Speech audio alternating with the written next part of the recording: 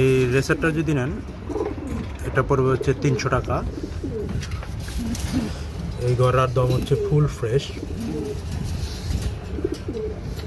এই গড়াটা মাদি, এটা যদি নেন একদম 2500।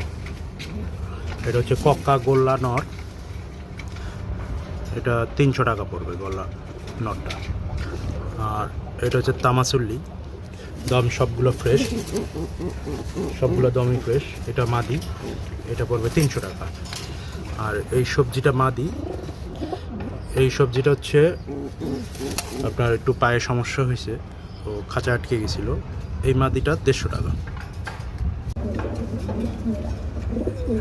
এই জোড়াটা যদি নেন, এই জোড়াটা পড়বে হচ্ছে 800 টাকা জোড়া পড়বে কনফার্ম, ডিম বাচ্চা করা।